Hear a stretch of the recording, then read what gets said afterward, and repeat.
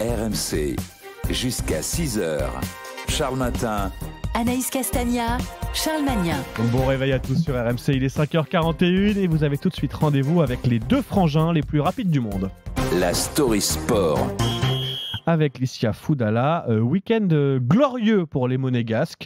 En foot, il y a l'ASM qui a terrassé un PSG catastrophique, je tenais à le souligner.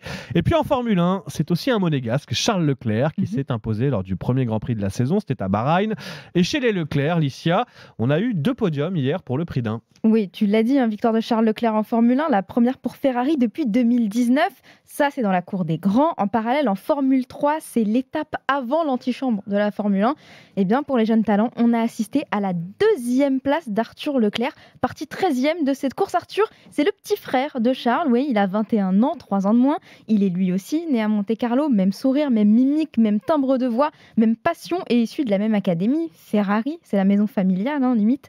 C'est peut-être la nouvelle fratrie phare des circuits. On en a connu entre les frères brésiliens Fittipaldi dans les années 70 ou encore Michael et Ralf Schumacher, bien sûr. Il y en a toujours un qui est plus fort que les autres. Oui, c'est Charles ou Arthur? Pour l'instant, c'est Charles, parce que son cadet est vice-champion de Formule 3 Europe. Il remporte son premier succès en F3 en juin dernier. Et Ralf, son premier trophée en monoplace, il y a un mois tout pile, lors du championnat d'Asie de Formule régionale à Abu Dhabi.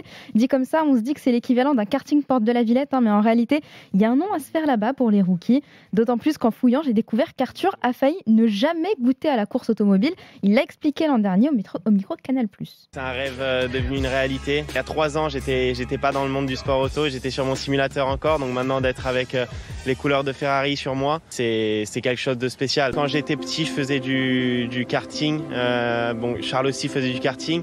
Et au bout d'un moment, pour mon père, c'était trop compliqué de supporter 2 pilotes à la fois parce que c'est un sport qui coûte beaucoup d'argent. Donc voilà, moi j'ai dû arrêter. On va préciser, Licia, que c'est bien Arthur. C'est Arthur, c'est pas Charles. C'est la même voix, la même intonation que son frère Charles. Impressionnant. C'est la même chose. À l'époque, le papa Hervé mise tout sur Charles, donc on ne peut pas dire qu'il ait eu tort. Après 81 Grands Prix disputés, 10 pole positions et 14 podiums en 4 saisons. Mais pendant que son frérot devient l'étoile montante de la F1, le jeune Arthur ronge son frein, il l'accompagne partout sans broncher. En 2017, leur père décède et là, c'est Charles qui prend le relais. Son parcours est déjà tout tracé, il est pilote de Formule 1, alors il remet son frangin en piste.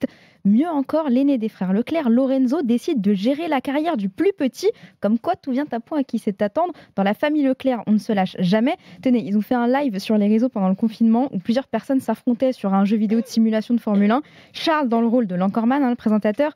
Et au moment où Arthur passe, le gars perd tous ses moyens. En vrai, je suis plus stressé pour Arthur que pour moi. Je vous promets. Lequel est Arthur là dans le jeu? Ah, il part en pôle. Come on, Arthur. Yes, yes, yes, yes, baby. Come on! Yes, baby!